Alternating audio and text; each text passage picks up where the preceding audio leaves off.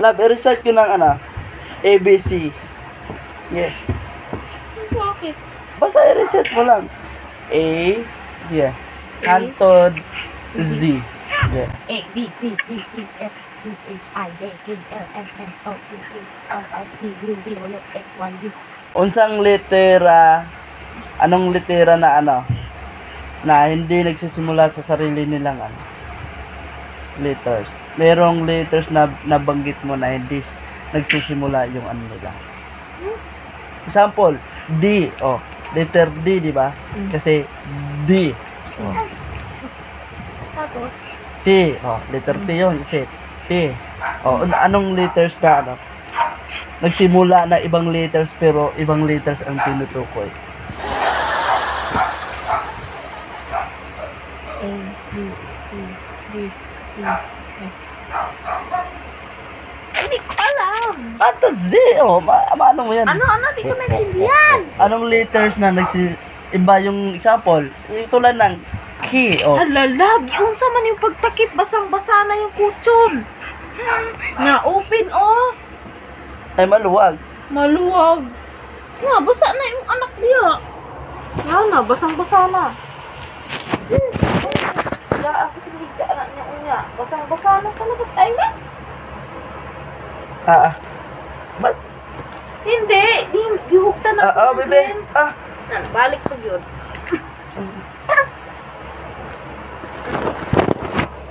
Ano, love? Hindi ko alam nga. Ato Z. Subukan mo. Isa po tayo kayo. Subukan mo nga. Lam, natupat. Ano na nainom sa tubig. Akin na nga yung ano. Ano? Kasi mo dali. Tingin ko masarado ko ng Ano, love? Ano? Sa dili nagsimula sa sarili.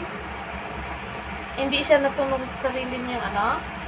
Anong letters na example na A, B, oh.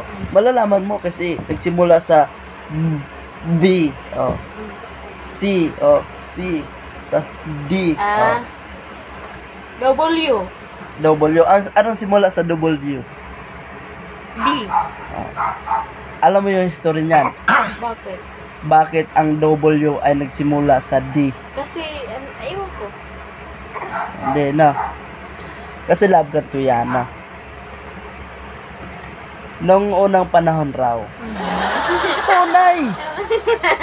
Seryoso. Oo, sige nga. Noong unang panahon, love, mayroon daw dalawang magkasintahan. Ngayon, di nakagusto yung babae.